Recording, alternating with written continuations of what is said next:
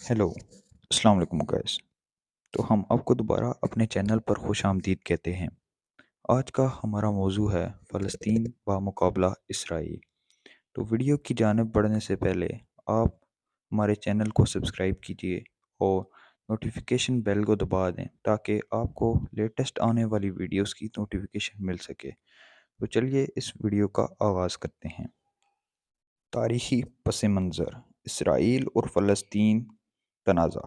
Israel और फ़लस्तीन का तारीख़ी तनाज़ा हज़ारों साल पुराना है। ये तनाज़ा असल तौर पर फ़लस्तीन के इलाके और इसराइल के दरमियान है।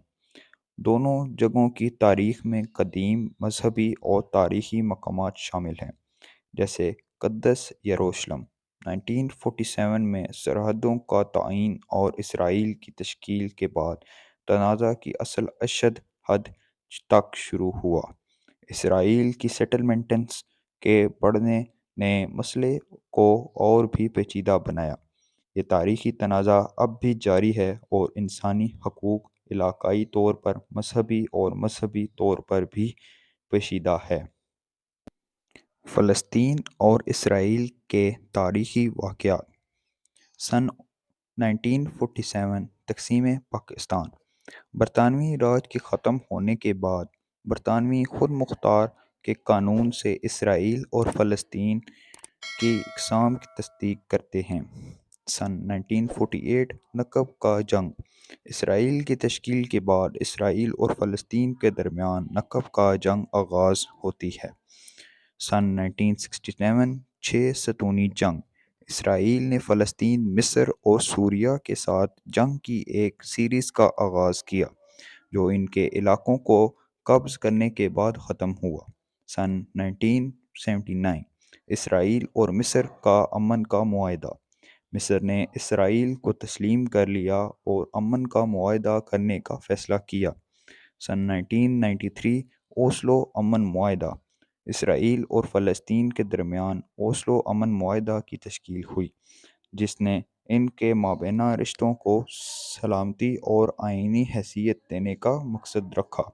सन 2000 दूसरे इंतफ़ाज़ा की शुरुआत: फ़लस्तीनियों का इंसानी हकूक़ के तहत हकूक़ के ख़िलाफ़ वर्जी की शिकायत के साथ दूसरे इंतफ़ाज़ा की शुरुआत हुई। फ़लस्तीन और इसराइल के मौजूदा हालात: गज़ा एक फ़लस्तीनी खुद मुख्तार इलाका है जो इसराइल की हुकूमत की नज़र में हिसार के तहत है। वहाँ की आबादी मईशती परेशानियों का शिकार है और उनको बुनियादी सहूलियात की कमी का सामना करना पड़ता है। फ़लस्तीनियों और इसराइल के दरमियान मुसलसल तशद्दुद का दौर जारी है। रॉकेट हमलों की सूरत में इसराइली फ़ौज का अमला गज़ा में कार्रवाइयों को बढ़ाती है। मस्जिद अक्सा की तनाज़ा की वजह से क़द्दस में तशद्दुद का सिलसिला आगाज़ हुआ है। ये मुक़द्दस इस्लामी मकाम का मसला है जो फ़लस्तीनियों और इसराइल के दरमियान अहम तनाज़ा का बाइस बना हुआ है। अमेरिका की हुकूमत ने इसराइल को सपोर्ट करती है और फ़लस्तीनियों के साथ दबाव और अमन के लिए मुआहदे को तस्लीम करने की कोशिश कर रही है। मुतअद्दिद बैनुल-अक़वामी जमातें और अमेरिका रफ़्तार को मद्देनज़र रखती हैं और फ़लस्तीन को खुद मुख्तारी के हसूल की हमायत करती हैं। फ़लस्तीन और इसराइल के इंसानी और इक़्तिसादी असरात: तनाज़ा के बावजूद इंसानों के हकूक़ की इंतहाई खिलाफ वर्जियाँ रोज़मर्रा की कामयाब हैं। इनमें क़द्दस के तनाज़ा, मस्जिद अक्सा की तशद्दुद, हिसार और जिस्मानी ज़ेबों की कमी है शामिल है। तूफ़ानी तशद्दुद और हिसार की वजह से फ़लस्तीनियों की माशी सूरत-ए-हाल मुतासिर होती है। रोज़मर्रा की ज़िंदगी में कमी, बेरोज़गारी और मुआशी ज़रूरियात की कमी की शिकायत आम हैं। तशद्दुद की बिना पर अनफ़ाक में कमी के बावजूद इक़्तिसादी तवानाई की कमी का सामना करना पड़ता है। फ़लस्तीनियों की मुआशी साख पर इसराइल के हिसार का भार पड़ता है।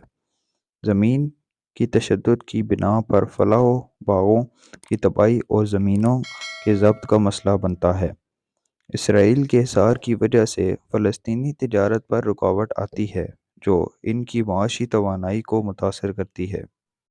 फ़लस्तीन और इसराइल के बैनुल-अक़वामी मौक़िफ़: कई ममालिक फ़लस्तीन को खुद मुख्तार इलाका तस्वर करती हैं और इनकी खुद मुख्तारी की हिमायत करती हैं।